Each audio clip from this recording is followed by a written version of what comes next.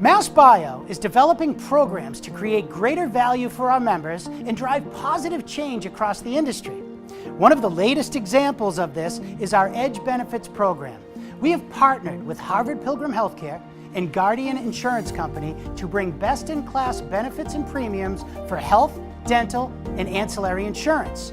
We need all of our life science members to ask their broker for an Edge Benefits quote from Harvard Pilgrim. With January renewals right around the corner, this could be the best way to help drive cost savings for your company in the next year while helping to stabilize insurance costs for our industry in the long term. It's time to stop doing what you've always been doing and start working with partners that care about our industry and our patients. Thank you for your consideration.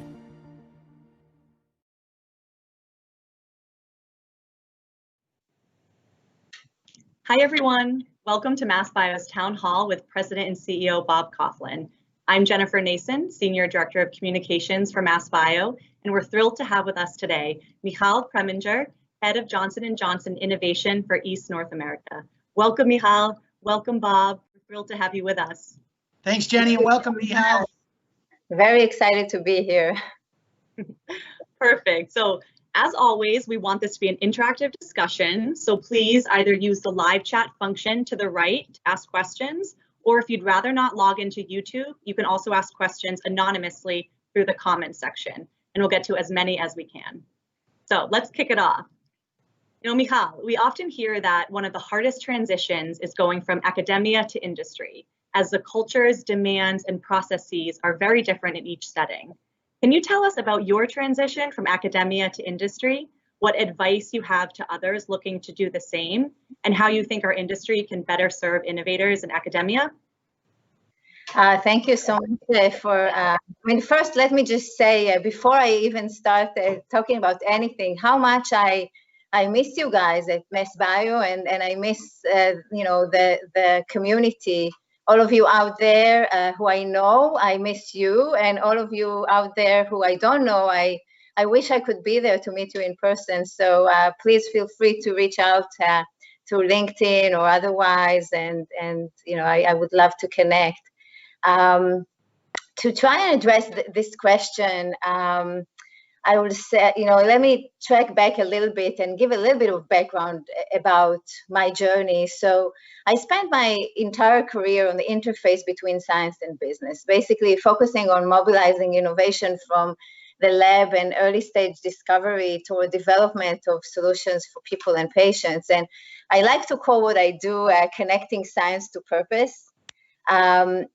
In terms of my service in academia, I actually came to Harvard after forming a small company in the Philadelphia area and serving as a member of the senior management team at a small biotech company. So I came to academia from industry, and I thought I was coming for just a number of years, but totally fell in love with what I was doing and stayed more than a decade. And that was because while I was there, I got to witness the impact that science can make on people's lives. Like, during the time I was there, checkpoint inhibitors for cancer immunotherapy made their way from the lab to approval. And it was just amazing to see that. And I also learned what a great industry partner can offer to early stage scientific entrepreneurs and academic researchers. And I developed this vision and aspiration that was looking to create the opportunity for every one of the labs at Harvard and every one of the PIs to have at least one industry collaboration or relationship. I felt so strongly that this could be important and bring benefit to both. And so for industry, immersing itself in early science can be really transformative in terms of shaping future product strategy and accelerating development of new solutions for patients. It helps adoption and understanding of what is possible beyond what's available later stage to industry. And for academics, having a better understanding of what happens downstream from their discoveries, if they want to make an impact, what it takes to develop a drug or a diagnostic or a medical device, can really transform their research and inspire new and relevant innovation. And of course, the access to the expertise and resources of a big company can accelerate discovery and translation of ideas and again, bring solutions to patients sooner and that are maybe more relevant and rigorous. So actually, thinking about our ecosystem, I believe that one of the big secret success drivers is this circulation of members of the ecosystem between academia, the VC community, small and big companies, and back, and doing those rounds and bringing and enriching all of those environments. And so before I talk about my own move to industry, let me give a little plug into those who actually may be interested in going back to academia and invite them to consider that. Because it is exciting and actually important for all of us. And I'd be happy to, to share more about my experience in academia with anyone who is interested. So for me, I could have stayed at Harvard forever. I love that job so much, but I made a decision to make a change, and that was because, of my belief that if you are engaged in innovation, you have to embrace change and you have to force yourself to operate in a different environment just as part of that journey and the commitment to innovation. And I joined J&J a little more than 2 years ago, recognizing kind of that through such a big platform, I may be able to make even more impact. And this is something that I would say is probably true for any large company, but there is something special about J&J with its global scale and reach and the business diversity, having consumer medical device and pharma and then health tech, and a tremendously strong supply chain, which I think now that we've all become toilet paper hunters and PPE experts, we've become expert in and also learn to appreciate how important it is. So, so J&J, focuses on transformational innovation, and that originates internally and externally. And for that external part, of course, we rely on partnerships with the community around the globe, and of course here in Massachusetts. So for me personally, this role in J&J, which is focused on this external partnering with early stage innovation, created the opportunity to be, together with my team, that enabling industry partner to entrepreneurs that I came to appreciate when I was in academia. And being aware of the power of entrepreneurship and the importance of being immersed in early innovation, I personally try to mobilize the power of the big company, the J&J is, but I make a point of also preserving that early entrepreneur mindset, staying humble and focused on serving patients as well as the ambitions and sensitivities of our partners who are, who do not have the same resources, who do not have the same runway and privilege. And so in everything we do, I try to bring that mindset and tailor the partnerships and investment strategies that will meet not only the overall needs of the technology and the acceleration toward a product, but also the needs and wants and sensitivities of the entrepreneurs, and make sure that whatever we do creates value for everyone. So in terms of advice, for those who are considering a transition from academia to industry, I would say, first, expect to be amazed by the culture of collaboration and team unity, which kind of counterintuitively is much stronger in industry than in academia.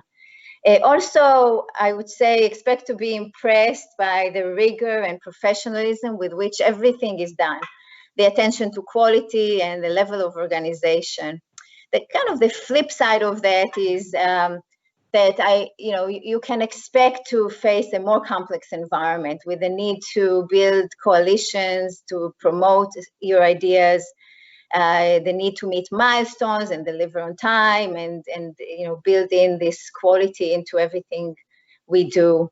So in exchange to giving up autonomy, though, you can expect to be rewarded by the scope of impact. So actually bringing new treatments and important products to market. And I think, Bob, you know the feeling how a new drug, changed the health trajectory of your son and impacted your whole family. So I think this probably resonates with you very much, as well as with many of the members of our community who are here today.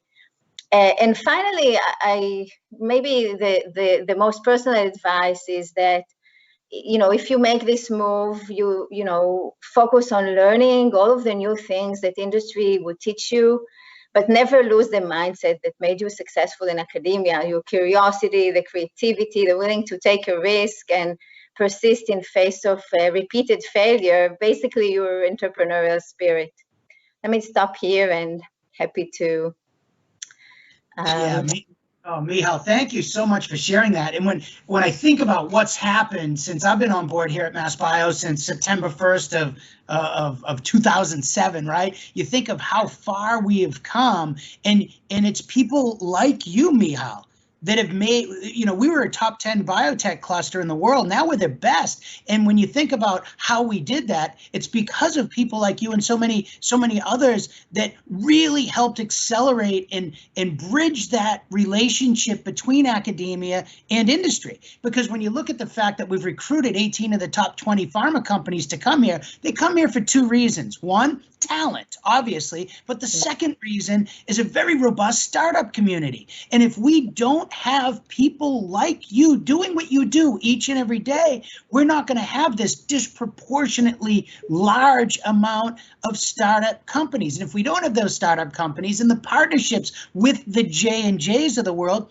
we're not going to have the breakthroughs at the clip that we have. In fact, for the folks who are watching, Michal referenced the fact that my son started taking this breakthrough therapy that has changed the trajectory of his cystic fibrosis. We were together, Michal, on November 8th, 2019. We were in Germany on a trip together when he took his first dose of that drug. So Michal, you're such a special person to not just this industry and this cluster, but you are to me. And I'm so grateful for what you do each and every day for so many patients, because you're a player in this space, and J&J is, and we couldn't do it without your leadership. So thank you. Thank you for being here with us today. Yeah, Bob, I have to say that this is totally mutual, because we couldn't do it without what MassBio has done for this community. And, we can talk more about those details, but thank you for your passion and your drive. And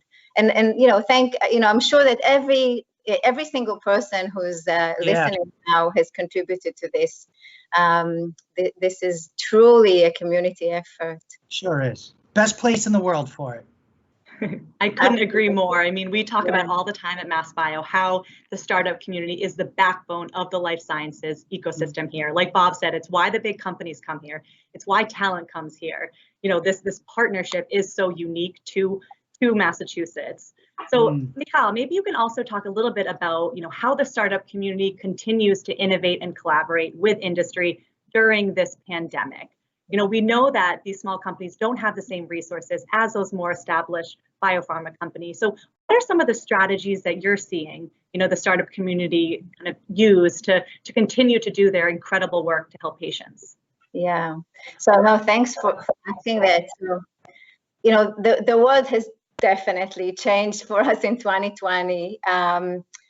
And in a good way, right? It made healthcare innovation more important than ever and more recognized than ever. And so despite the pandemic, investing and partnering with innovators within the startup community has continued and I would even say expanded. So, we've seen tremendous transformation, in the innovation ecosystem. First, on the very practical side, academic labs and startup both pivoted toward COVID-19. So beyond the passion to make a difference and help, there were also some incentives. So for academics working on COVID, allowed them to keep the labs open. And for startups, this helped access new funding sources and also preserve the continuity of clinical trials. I think we've all been very fortunate that biotech funding remains strong, and actually, some of the funds in our own neighborhood have raised, larger funds than ever before. And of course, public markets are still active. So, so this has definitely helped. And in addition, investors have, kind of slowly become more accessible. Interestingly, the new virtual mode of operation and doing business has made the investment world more flat. And both companies and investors can access each other across geographies now, not just with geographical proximity. So that's an interesting development. Additionally, I think it's been quite amazing to see the revival and acceleration of two complete sectors which were neglected. So, the diagnostic sector, after many years of drought, is seeing true revival and acceleration. And then telemedicine and remote care, which have been ready for prime time from a technology perspective for years, but couldn't get traction, have mobilized within weeks. And I think we have those numbers from CDC that before COVID, 0.1% of physician visits were done remotely, but by June, the number went up to 50%. And of course, this creates amazing opportunities for entrepreneurs that have not existed before, and investments have been flowing into both of these sectors. At Johnson & Johnson Innovation, we have definitely been open for business, actually doing more than before.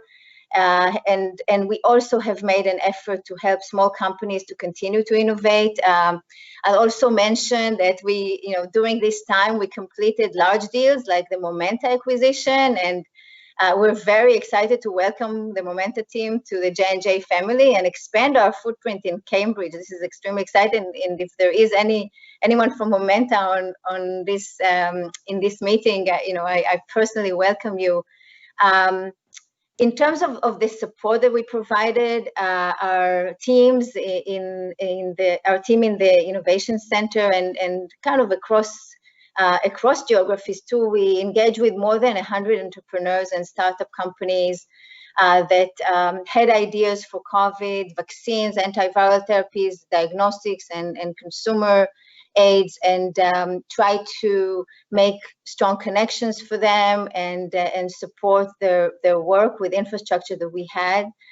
And our investments and partnerships also represent the shifts in the market and are looking to support that type of innovation that is emerging. So one example of an investment that we have made recently is 30 Medicine. It's a Polaris company which developed digital brands that enable pharma and device providers to launch their prescription-based solutions on a digital platform to reach patients in need. And they actually use this platform for COVID patients who cannot access the ER. And another way in which we try to support innovation is through our Blue Night initiative, which is a collaboration with BARDA to support, to prepare for potential health threats, and starting with COVID, but going beyond, preparing for the future. And it provides access and resources and funding to companies within our JLabs portfolio, and now inviting other companies to actually join. The first 7 were awarded support through this program, and were open for additional applications.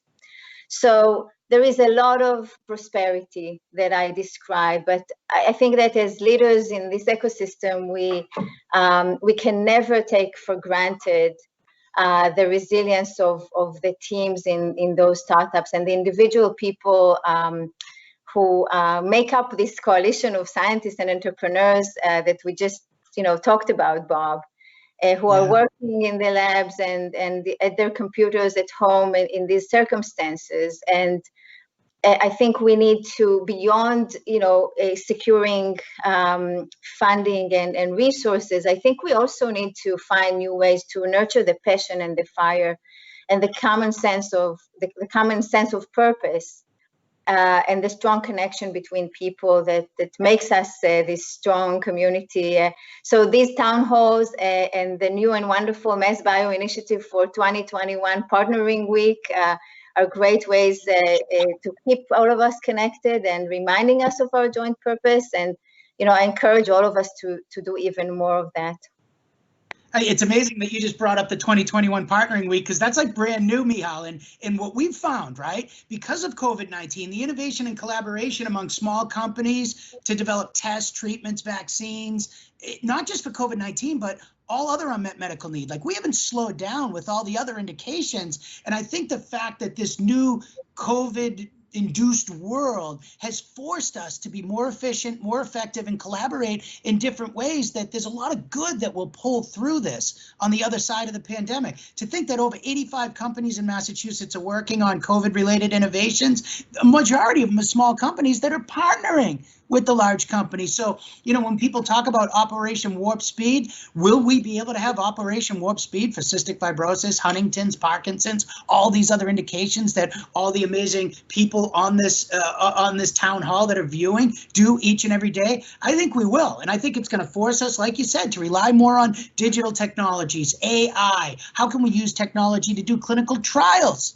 in a better, more efficient way and address disparity and healthcare disparity? And we'll talk more about that. But even the partnering days, we did a partnering day for another large company last week, and it was the first time that we did it all virtual. Okay, so if you look at our innovation services offering, whether it's Mass Connect or Partnering Days, what we're able to do virtually, and we did it East Coast, West Coast. So it wasn't just geographically here to Massachusetts, it was nationally done. And it was so effective that it made us decide that moving forward in 2021, we're going to have a partnering week. We're going to have a state of possible that leads into a state of partnering. And there was even an article written in Fierce Biotech talking about how JP Morgan isn't the only solution to have these sorts of meetings. We can do it virtually, and we do it amazing right here in the Commonwealth of Massachusetts. As you can tell, I'm getting a little excited about it. Let's get into the next question. But Michal, you are right on. This isn't something that's going to hold us back. It's something that's going to force us. This tragedy, this pandemic,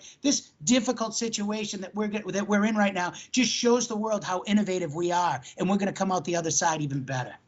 I agree with that completely. And by the way, I think also, just going back to the theme in academia, I think that all of those people who have not been part of the innovation circle downstream from basic research, who pivoted to work on COVID because they wanted to help or because they wanted their lab open, I think they're now part of this circle, and we're going to see a flow of additional, kind of firepower, joining our troops and looking to make a difference. Stronger than ever. I love that. And I love this focus on silver linings. I think we talk about that a lot at MassBio, how it's not only forced us to, like Bob said, find new efficiencies and collaborate in different ways, it's also spotlighted the racial injustices in our country and the issues around health inequity. And I think it's created this renewed focus on supporting equity, diversity, and inclusion initiatives, which have been a major focus of MassBio's for years now. So maybe we can talk a little bit about that. I mean, how has COVID kind of accelerated this focus? Bob, perhaps you could start. Yeah, and I'll do this real quick because I know we have a lot more that we want to cover in this limited amount of time that we have Michal with us. So I don't want to talk too much about it, but I think we all know, and the audience knows, that the data shows that minority populations are getting sick and dying from COVID at a disproportionate rate. This really shined a light on that fact, something that we knew, but now we really know we need to do something. So, the fact that health inequities were prevalent in the US, but this data that we now have, it made it impossible, thankfully, for anybody to ignore. So what we've done at MassBio, we recently released our second episode of our New State of Possible podcast. We had Kate Walsh, who's the president and CEO of Boston Medical Center, who's leading the way and serving these underserved communities. We brought on Chirfi Jindo, who's the head of global product strategy and commercialization at Biogen, to talk about how providers and industry can work together to address these health inequities and close the gap. We're doing it. Again, COVID shined a light on it. We saw everybody agreed there's a problem here. Now, what are we doing to close that gap? And it's clear to me now that there's amazing work going on to address this, not just from the provider standpoint, but as we discussed earlier, how do we diversify clinical trials and create pathways for more minorities and people from underserved communities to also enter the workforce as doctors and scientists? We've built out programs like Project On-Ramp. Our member companies like J&J and so many others are creating summer internships for first generation college students from underserved communities. We need to open up the life sciences industry to everybody who lives here, not just people whose mums and dads and aunts and uncles work in the industry. We need to break that barrier, and we're doing it. And it's a priority for MassBio. It has been for about 4 years now, but now we've not doubled down on it. We're tripled down on it, and we're going to move the needle here for the remainder of 2020 and into 2021. Yeah, thank you, Bob. I have to say that, you know, MassBio and your wonderful, our wonderful and brave Edie Yes. fellow, you have been a true North Star. So, you know, J&J is a company that has been committed to diversity before COVID and will continue to be that. But I think that, you know, the current environment and the leadership that you provide and the, you know, the recruitment of everyone in the industry to want to do the right thing, it is incredible. And so, you know, we take this very seriously. We are trying to be very humble about it and very, you know, strategic and calculated. So, for example, at J Labs, we measure the percentage of women and minorities who lead our companies, and you know, we have bottom line metrics that drives behavior. And similarly, we are measured at Johnson & Johnson on the diversity of internal teams. In addition, we try to promote diversity in the innovation ecosystem. So, for example, we have run a diversity and innovation quickfire challenge program with the goal of offering opportunities to US-based innovators who are, you know, Black, African American, Hispanic, Latino, and American Indian or Alaska Native. And this this terminology, which is not up to date because Edie would say BIPOC, right? Just shows that we actually launched this before COVID, but we announced the winners recently, and they're getting funding and mentorship. And among those, there's a local hero here, C-Spire Skincare, located at the MIT Engine, that we're very proud of. But we have tried to do this, you know, globally as well as locally. But of course, there's a lot more that I think we all want to do, and we very much appreciate the partnership with MassBio and the many others in the ecosystem who have been, you know, following the same kind of you know, mission and compelled to action. Perfect. We love to hear the incredible things our member companies are doing, and J&J is certainly, you know, leading by example. So I know we just have a minute left, so I want to end with a question for you, Michal. I mean, you've talked about this incredible perspective you have across the complete ecosystem, from academia through startup, VC, big pharma. Can you say, you know, is there anything more that you feel our community can do to further enhance our impact for patients, knowing that's, you know, that's all of our mission at the end of the day? Yeah.